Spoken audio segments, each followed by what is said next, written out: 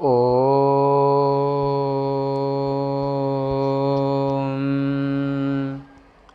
भद्रं कर्णेभिः शृणुयाम देवाः भद्रं पश्येमाक्षभिर्यजत्राः स्थिरैरङ्गैस्तुष्टुवागुंसस्तनोभिर्दशेम देव हितं जदायुः स्वस्ति न इन्द्रो वृद्धश्रवाः स्वस्ति नः पूषा विश्ववेदाः स्वस्ति नस्तारक्षो अरिष्टनेमिः स्वस्ति न बृहस्पतिर्दधातु ॐ शान्तिः शान्तिः शान्तिः। शङ्करं शङ्कराचार्यं केशवं बादरायणं सूत्रभाष्यकृतौ वन्दे भगवन्तौ पुनः पुनः। ईश्वरो गुरुरात्मेति मूर्तिभेदविभागिने व्योमवद्व्याप्तदेहाय दक्षिणामूर्तये नमः। श्री शंकराचार्य भगवान की जय। आज 18/7/2021 में गुप्त नवरात्रि आषाढ़ शुक्ल नवमी गुप्त नवरात्रि के नवमी तिथि रविवार क्रमशः उपनिषद मीमांसा में उपनिषद आश्रम उज्जैन से नित्य प्रति प्रातःकाल के सत्र में अथर्ववेदीय प्रश्नोपनिषद के तृतीय प्रश्न में आप श्रवण कर रहे हैं। आज का विषय है मरणकालिक संकल्प का फल। जब ये जीवात्मा इस देह का परित्याग करता है, इस शरीर को छोड़कर के दूसरे शरीर में प्रवेश करता है, तो इस देह त्याग के समय पर उसके मन में जो संकल्प होता है, उस मरण के समय का जो संकल्प, वैसे जीवन भर के संकल्प का ही महत्व होता है, परंतु मृत्यु के समय पर चाहे वो हिंदू हो, मुसलमान हो, ईसाई हो, चाहे स्त्री हो, पुरुष हो, बच्चा हो, बूढ़ा हो, जो भी मानव मात्र के लिए मनुष्य मरणासन्न अवस्था में माने मृत्यु के समय पर जो संकल्प करता है, उस संकल्प का फल क्या होता है, ये वेद प्रमाण से आप यहाँ पर श्रवण करेंगे। तो मरणकालिक संकल्प का फल, ये आज का विषय है। 3 मंत्र हैं इसमें, और ये तृतीय प्रश्न पूरा भी हो रहा है। कल से चौथा प्रश्न है।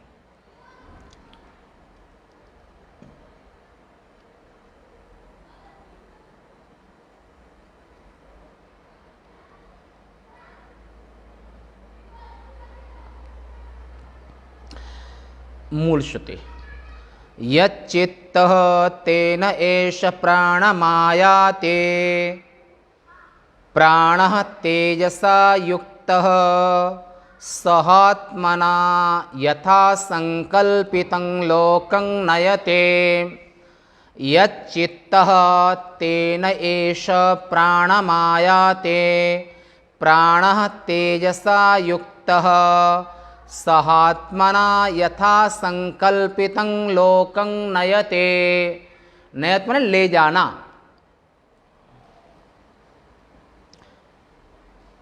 माने जाना, चलता है, गमन करता है, नयति। इसका सामान्य अर्थ ये होगा कि जिसका जैसा चित्त माने जो तुम्हारा मन, जो संकल्प लगातार कोई न कोई संकल्प होता रहता है, जो चित्त सदा चेते घटमाही, जो लगातार चिंतन करना किसी चीज का, चाहे वो अच्छी चीज हो बुरी चीज हो, चाहे किसी प्रेमिका का या प्रेमी का, व्यक्ति का, वस्तु का, क्रिया का, जो लगातार अंतःकरण में चिंतन चलना। स्थूल देह तो साइलेंट है,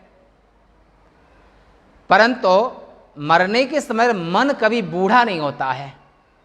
मरने के समय पर जर्जर अवस्था में 80-100 वर्ष की एज में भी मन वहां पर भी जवान रहता है। तो मरणासन समय पर चित्त यानी कि संकल्प, जिस जीव का अंतिम समय में जैसा संकल्प होता है उसके सहित यह प्राण को प्राप्त होता है। क्योंकि पहले भी आपने सुना है कि अंतःकरण गहरी नींद के समय पर मन बुद्धि इंद्रियां मन के साथ में, मन बुद्धि के साथ में, और अंतःकरण मन बुद्धि चित्त अहंकार ये प्राण के साथ में लय हो जाते हैं। इसीलिए जब गहरी नींद में व्यक्ति सोता है तब कहता है अहम न किंचित अवेदिशम, जगने के बाद कहता है कि हम कुछ भी न जान पाए। यानी कि गहरी नींद में हर जीव, ज्ञानी अज्ञानी, बच्चा बूढ़ा, सबकी इंद्रियां और मन ये प्राण के साथ में लय होते हैं। जब प्राण के साथ जागृत अवस्था में जब आप गहरी नींद में जाओगे तब अंतःकरण के सहित इंद्रियां प्राणों के साथ लय हो जाएंगी। और प्राणो जागृति, और प्राण चलता रहता है तो ना मन संकल्प विकल्प करता है, ना बुद्धि निश्चय करती है, ना कोई चिंतन कुचिंतन होता है गहरी नींद में, और ना ही आंख देखती है, न कान सुनता है, न पैर चलते हैं, न हाथ आदान प्रदान करते हैं। यानी कि इंद्रिय और अंतःकरण की जो क्रिया है वो सबकी सब शांत है। परंतु ऐसी गहरी नींद में भी मनुष्य में ही नहीं, पशुओं में, पक्षियों में जब वो सोते हैं तो वहां पर भी उनकी भी एक्टिविटी कम हो जाती है। तो जो जैसे जीवित अवस्था में संकल्प, जो मन है प्राण के साथ में लय होकर के, और अंतःकरण इंद्रियों के साथ में प्राण के साथ लय होने का नाम ये गहरी नींद। और जो संकल्पानुसार जब नींद पूरी होती है 4 घंटा, 6 घंटा, 8 घंटा बाद में, तो पुनः जैसे पहले आप छोड़ के आए उसी प्रकार से आपकी पूरा संसार वैसा ही शुरू हो जाता है। और इसी तरह से मरने के समय पर मरणासन्न अवस्था में जीवात्मा के मन में जो संकल्प होता है और उस संकल्प जैसा होता है, अच्छा बुरा, जड़वर जी महाराज का मरणासन्न हालत में हिरण के बच्चे का संकल्प हो गया तो अगला जन्म हिरण का मिला। ऐसे ही कुछ ऐसे भी लोग हुए हैं जिन्होंने मरते समय पर स्त्री का चिंतन किया तो अगले जन्म में स्त्री बन गए। श्रीमद् भागवत में ये भी प्रसंग आता है। तो और इसी वेद, क्योंकि सर्वो उपनिषदो गावो, संपूर्ण उपनिषदें गाय के समान हैं, कामधेनु के समान हैं, और गीता अमृत है, अर्जुन बछड़ा है, और भगवान कृष्ण वे ग्वाला हैं। तो संपूर्ण उपनिषदों से कुछ भाग को लेकर के, सारा स्वरूप चीज को लेकर के गीता बना दिया। इसलिए गीता उपनिषद, गीता में उपनिषद सिद्धांत 100 में 100% है। तो इसी अब वहां पर पूरे उपनिषद नहीं है, पर उपनिषदों के जो महत्वपूर्ण सिद्धांत हैं उनको गीता में पूरा लिया गया। इसलिए हर इंसान का, हर मनुष्य का कर्तव्य है, अगर वो महान बनना चाहता है और दुख से छूटना चाहता है तो उसको गीता को रोज पढ़ना चाहिए। कम से कम 10 श्लोक, नहीं तो 5 श्लोक हिंदी अर्थ के सहित रोज पढ़ना चाहिए। और तो गीता में कहा है कि अंत काले च मामेव स्मरण मुक्त्वा कलेवरम त्यजत देहम। मन से अंतिम समय में मरणासन्न हालत में जो जिसका चिंतन करता है वो तदभाव उसी भाव को प्राप्त, यानी कि उसी योनि को प्राप्त होता है। अगर पोते का चिंतन करते रहे, पोती का चिंतन करते रहे, बेटी का, बेटी के बेटे का, जिसका भी चिंतन करते करते शरीर छोड़ोगे, घर का चिंतन करते करते शरीर छोड़ोगे तो घर में ही चूहा बिल्ली बन जाओगे। अंत काल में जो जैसा चिंतन करते करते मरता है, और अंतिम समय में जो ब्रह्म सच्चिदानंद का चिंतन करते करते मरता है, मामेव, हे अर्जुन, वो मुझे प्राप्त करता है, मेरे वैकुंठ धाम को आता है। अंतिम समय में जो मेरा चिंतन करते करते, नाम लेते लेते मेरे भाव में उसका मन बहते बहते, हमारे भाव में उसका मन भगवदाकार है, रामाकार भये तिनके मन। तो अंतिम समय में जिसका जैसा मन होता है वो उस लोक को उस योनि को और उस देह को प्राप्त करता है। ये वैदिक सिद्धांत है। तो ऐसे प्राण को प्राप्त होता है, यानी कि संकल्प जैसा मन में होता है, वो संकल्प मन प्राण के साथ एक हो जाता है। और जो तुम्हारे अंदर उदान है वही सूर्य है। तो ऐसी उदान वायु सूर्य की किरणों के साथ मिलकर के और वह प्राण तेज से माने उदान वृत्ति से संयुक्त हो उस भोक्ता को आत्मा के सहित, माने आत्मा मीन्स जीवात्मा, माने 5 ज्ञानेंद्रियां, 5 कर्मेंद्रियां, 5 प्राण, मन बुद्धि चित्त अहंकार, ये 1900 को मिलाकर के जो शरीर तैयार होता है, सूक्ष्म देह जिसे कहते हैं, लिंग शरीर जिसे कहते हैं, लिंगम चिन्नम।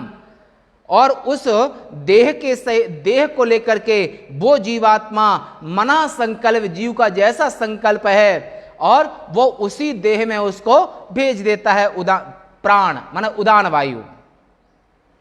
भाष्य, इसका जैसा चित्त होता है उस चित्त माने संकल्प के सहित ही यह जीव इंद्रियों के सहित, माने 5 ज्ञानेंद्रियां, 5 कर्मेंद्रियां और प्राण, इंद्रियों के सहित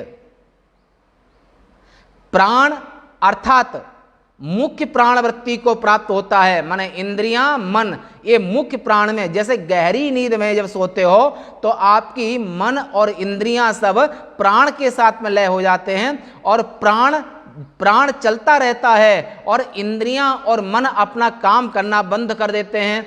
ऐसे ही मृत्यु के समय पर ये इंद्रियां और अंतःकरण मुख्य प्राण के साथ में एक हो जाते हैं और ऐसा जो मुख्य प्राण ही इस जीवात्मा को लेकर के और उसके जीव के संकल्पानुसार अंतिम समय में जैसा संकल्प किया है, अगर विष्णु का संकल्प किया है, वैकुंठ का ध्यान किया है मन में, तो वैकुंठ को प्राप्त करेगा। स्वर्ग का ध्यान किया, स्वर्ग को जाएगा।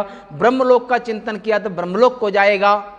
और अगर घर द्वार परिवार का चिंतन किया है तो अपने पोते पोता पोती आदि के यहाँ पर जन्म ले लोगे।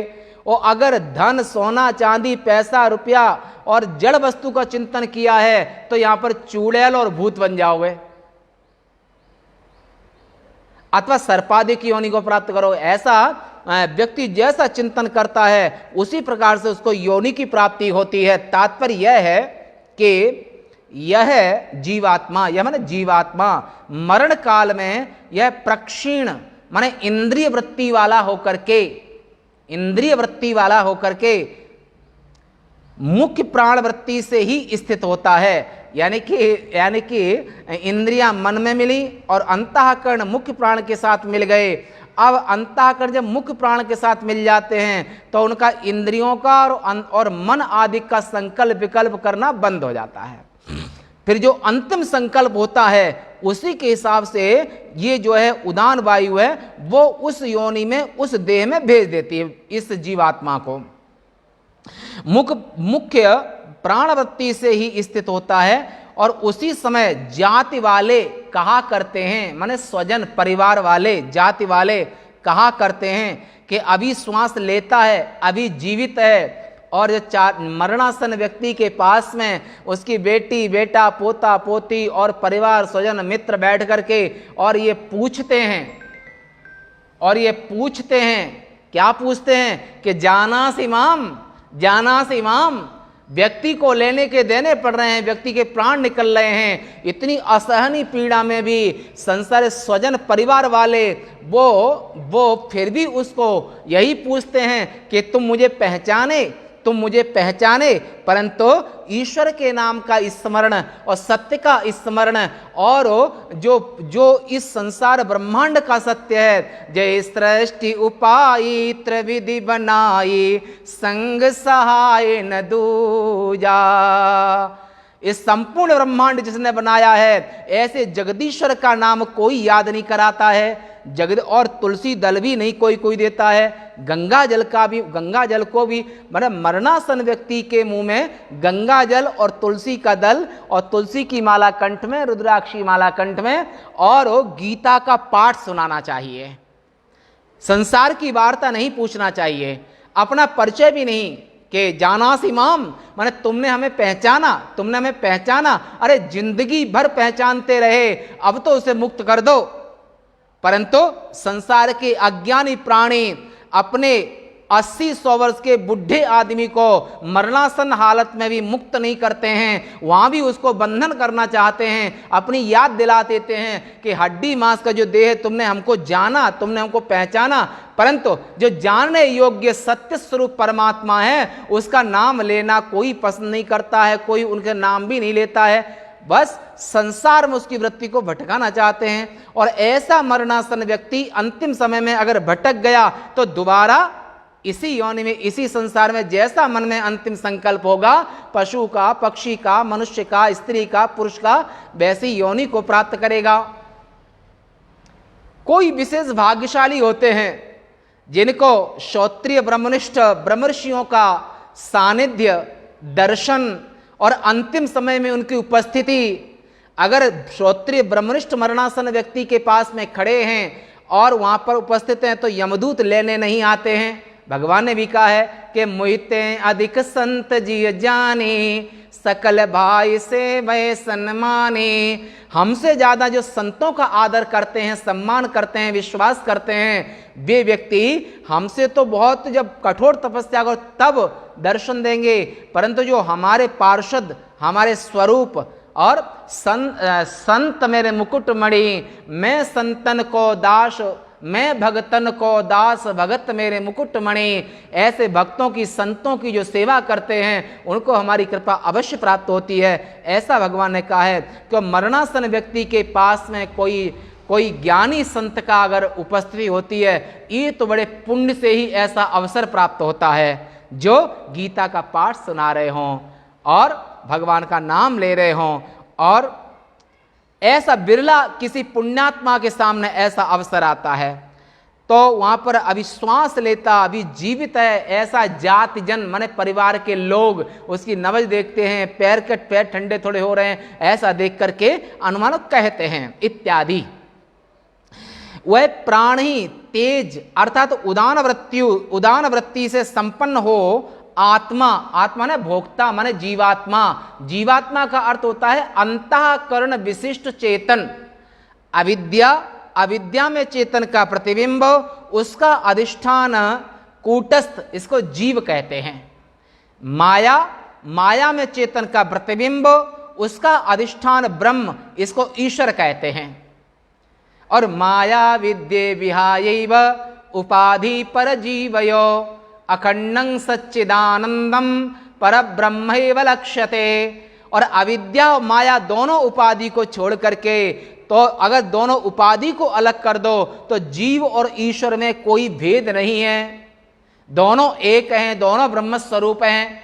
और उपाधि के कारण एक ईश्वर बना तो एक जीव बना। ऐसा भोक्ता जो जीवात्मा है वो स्वामी के साथ सम्मिलित होता है तथा उदार वृत्ति से संयुक्त हुआ वह प्राण ही उस भोक्ता जीव को उसके पाप और पुण्यमय माने जिंदगी भर, क्योंकि पुण्य पाप मनुष्य योनि में होता है, तो जिंदगी भर जो पुण्य पाप उसने किए हैं, जो दान पुण्य आदि किया है, जो दूसरों की सेवा की है, सेवा और सुमिरन, मन से प्रभु के नाम का स्मरण करते रहो और तनते बहु सेवा विस्तारे, और तन मन धन से प्राणी मात्र की सेवा जो करते हैं ऐसे जीव धन्य हैं। और जो पुण्य और पाप के प्रभाव से ये जीवात्मा उदान वृत्ति से संयुक्त होकर के, माना उदान वृत्ति के साथ होकर के, वह प्राण ही इस भोक्ता जीव को उसके पुण्य और पापमय कर्मों के अनुसार, माने पुण्य पाप की गठरी को साथ में लेकर के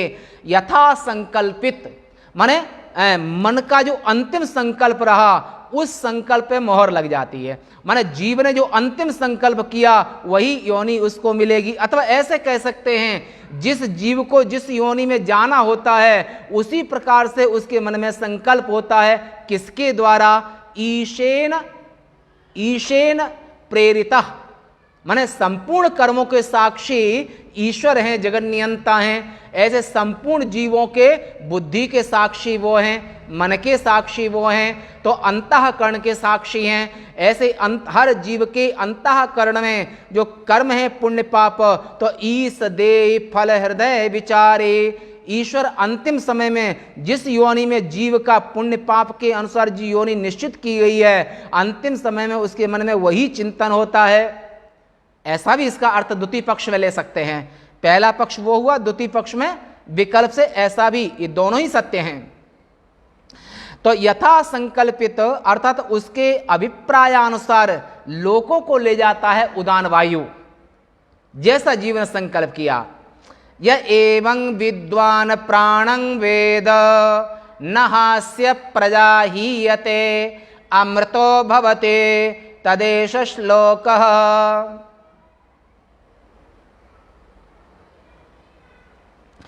यह एवं विद्वान प्राणं वेद न हास्य प्रजा हीयते अमृतो भवते तदेश श्लोकः। जो विद्वान आत्मज्ञ, श्रोत्रिय, ब्रह्मनिष्ठ, वेदज्ञ, विद्वान किसे कहते हैं? जो वेदों का ज्ञान रखता हो। अंग्रेजी वाले को विद्वान कहेंगे ना, वो भाषाविद है। अंग्रेजी, उर्दू, फारसी आदि जो तमाम हजारों, जो तमाम भाषाएं हैं, अगर उस भाषा जिसको आती है, उस भाषा आने के कारण उसे विद्वान नहीं कहते हैं, वो भाषाविद होता है। एक एक व्यक्ति को 17-17, 12-12, 6-6 भाषाएं आती हैं, पर भाषाविद को विद्वान नहीं कहते हैं। फिर विद्वान किसे कहते हैं? ये वेदव्यास जी ने ब्रह्मांड पुराण में आज से 5000 वर्ष पहले लिखा है। उनने कहा है कि नहीं शिल्पादि कर्म युक्त विद्वत् शब्द प्रयुज्यते मोक्षैक हेतु विद्या च श्री विद्या नात्र संशया।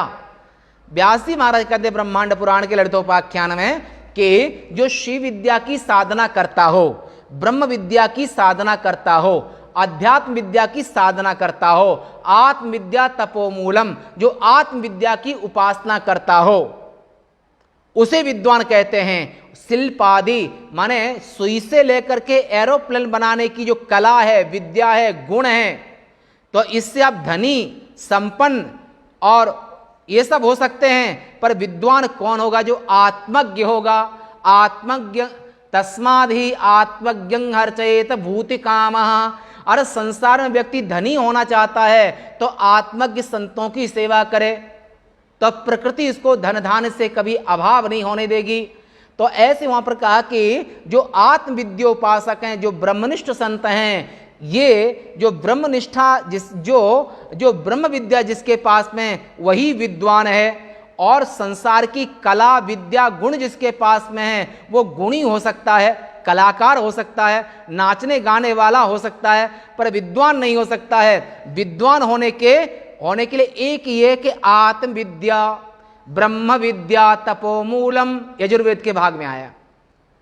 जो आत्मज्ञ है, ब्रह्म विद्या में निष्णात है, ब्रह्म विद्या जिसके पास में है, देव वित्त जिसके पास में, 2 वित्त होते हैं, रोटी कपड़ा मकान दुकान धन दौलत, ये लोक वित्त है, संसार की संपत्ति है, और आत्म विद्या ब्रह्म विद्या श्री विद्या ये देव वित्त है। तो देव वित्त जिसके पास में है वही विद्वान है, अन्य कोई नहीं। तो जो विद्वान प्राणों को इस प्रकार से जानता है, उसकी प्रजा नष्ट नहीं होती है। प्रजा माने संतान, आगे आने वाली पीढ़ी, वह अमर हो जाता है। इस विषय में ये श्लोक भी है। जो कोई विद्वान पुरुष इस प्रकार उपर्युक्त विशेषणों से विशिष्ट प्राण को उसके उत्पत्ति आदि के सहित जानता है, उसके लिए यह लौकिक और पारलौकिक, लौकिक माने इस देह से संबंध रखने वाले, पारलौकिक इस देह के छूट जाने के बाद में भी पारलौकिक फल बतलाया जाता है। और इस विद्वान के पुत्र और पौत्रादिक माने प्रजा, जो प्रजा है, वंश परंपरा है, उसकी वंश परंपरा कभी नष्ट नहीं होती है, उच्छिन्न नहीं होती है, और ऐसे अपने पुत्र पौत्रादि के रूप में वो अमर हो जाता है। जैसे सूर्यवंश, चंद्रवंश आज भी चल रहे हैं, ऋषियों के वंश, कश्यप आदिक, भृगु आदिक, जो वंश आज भी चल रहे हैं, तो ऐसे पुत्र पौत्रादि के रूप में वो अमर हो जाता है। ऐसे विद्वान की पुत्र पौत्रादि रूप प्रजा हीन माने उच्छिन्न अर्थात नष्ट नहीं होती है, और शरीर के पतित होने पर प्राण सायुज्य को प्राप्त हो जाने के कारण वह अमृत यानी कि अमरण धर्मा हो जाता है। इस विषय में संक्षेप से बतलाने वाला यह श्लोक अगला आगे कहते हैं, उत्पत्ति मायातिं स्थानं विभुत्वं चैव पंचधा आध्यात्मं चैव प्राणस्य विज्ञाया अमृतमश्नुते विज्ञाया अमृतमश्नुते इति उत्पत्ति मायतिं स्थानं विभुत्वं चैव पंचधा आध्यात्मं चैव प्राणस्य विज्ञाया अमृतमश्नुते विज्ञायामृतमश्नुते इति। यानी कि प्राण की उत्पत्ति आगमन, पहले एक नंबर उत्पत्ति, आगमन स्थान तीसरा नंबर, व्यापकता चौथा और बाह्य पांचवा। जो प्राण के विषय में माने उत्पत्ति, आगमन, स्थान, व्यापकता, ये पांच आ गए, पांच शब्द हैं। आध्यात्मिक भेद से पांच प्रकार की स्थिति जानकर मनुष्य अमरत्व प्राप्त कर लेता है, माने अमरत्व प्राप्त कर लेता है। वो हमेशा हमेशा के लिए अमर हो जाता है और वो उसे फिर कभी मरना नहीं पड़ता है। जब जन्म ही नहीं होगा मृत्यु कैसे होगी।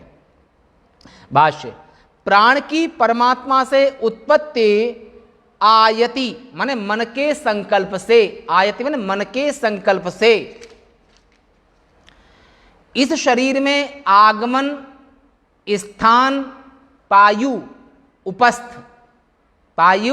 उपस्थ माने मलमूत्र त्याग करने के अंदर ना, तो पायु उपस्थादि में स्थित होना, विभुत्व माने सम्राट के समान, माने राजा के सदृश, राजा के समान, प्रभुत्व यानी कि प्राण के वृत्ति भेद को पांच प्रकार से स्थापित करना तथा आदित्यादि रूप माने सूर्य माने आदित्यादि रूप से बाह्य और चक्षु आदि रूप से आंतरिक स्थिति, इस प्रकार प्राण को जान करके मनुष्य अमृत प्राप्त कर लेता है। यहाँ विज्ञाय अमृतमश्नुते ये श्रुति वाक्य है। ये पद एक पद है ना, तो इस पद की द्विरुक्ति माने दो बार कथन, क्यों? क्योंकि प्रश्नार्थ की समाप्ति सूचित करने के लिए जो तृतीय शिष्य ने प्रश्न किया था पिपलाद से, वो तृतीय प्रश्न का यहाँ पर उत्तर पूरा होता है। इति श्रीमत् परमहंस परिव्राजकाचार्य श्रीमद् गोविंद भगवत पूज्यपाद शिष्य श्रीमत् शंकर भगवतः कृतौ प्रश्नोपनिषद भाष्ये तृतीय प्रश्नः। पूर्णमदः पूर्णमिदं पूर्णात् पूर्णमुदच्यते पूर्णस्य पूर्णमादाय पूर्णमेवावशिष्यते। ओम शांति शांति शांति। शंकरं शंकराचार्यं केशवं बादरायणं सूत्रभाष्य कृतौ वंदे भगवन्तौ पुनः पुनः। ईश्वरो गुरुरात्मेति मूर्तिभेद विभागिने व्योमवद्व्याप्तदेहाय दक्षिणामूर्तये नमः। ओम शांति शांति शांति। श्री सत्य सनातन धर्म के श्री शंकराचार्य भगवान के, श्री महाकाल महाराज के। नमः पार्वती पते। हर हर महादेव।